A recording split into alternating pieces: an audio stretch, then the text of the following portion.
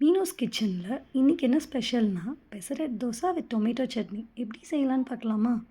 அதுக்கு தேவையான ingredients 2 cup of green gram, 1 cup raw rice, 2 green chilli, ஒரு சின்ன துண்டளவுக்கு இஞ்சி, அதுக்கப்புறம் கொஞ்சமாக ஃபெனோக்ரிக், அதுக்கப்புறம் தேவையான அளவுக்கு சால்ட். இப்போது நான் உலக்கில் தான் மெஷர்மெண்ட் எடுக்கிறேன். இது 2 உலக்கு நான் பச்சை பயிறு எடுத்திருக்கேன். அதே உலக்கில் ஒரு உலக்களவுக்கு பச்சரிசி. உங்கள்கிட்ட கப் இருந்தால் நீங்கள் அதுலேயும் மெஷர் பண்ணிக்கலாம். தேவையான அளவுக்கு வெந்தயம். தண்ணி நிறையா ஊற்றணும். ஓவர் நைட் அது சோக் ஆகணும்.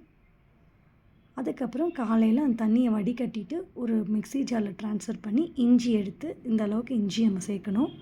2 சில்லி காரத்துக்கு. தேவையான அளவுக்கு உப்பு. இப்போ நம்ம இதை அரைக்க போகிறோம். அரைச்சிட்டு கன்சிஸ்டன்சி எப்படி இருக்குதுன்னு உங்களுக்கு காட்டுறேன். இப்போது நமக்கு அரைச்சதுக்கப்புறம் இந்த கன்சிஸ்டன்சி கிடைக்கும். இப்போ இது ஒரு பவுலுக்கு ட்ரான்ஸ்ஃபர் பண்ணிட்டு நம்ம அதை மிக்ஸ் பண்ணி பார்த்தா தான் அது தோசை மாவு பதத்துக்கு இருக்கான்னு உங்களால தெரிஞ்சுக்க முடியும். ரொம்ப திக்காகவும் இருக்கக்கூடாது, ரொம்ப லைட்டாகவும் இருக்கக்கூடாது. நான் சாப் பண்ணி ஆனியன்ஸ் வச்சுருக்கேன் சுட்டு டாப் பண்ணுறதுக்கு.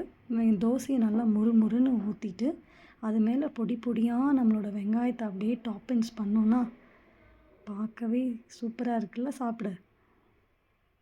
அப்படியே திருப்பி போட்டும் வேக வைக்கணும். நல்லா வெந்தோடனே இப்படி ஆனியன்ஸ் நல்லா கோல்டன் ப்ரௌனாக நமக்கு பார்க்க இருக்கும்.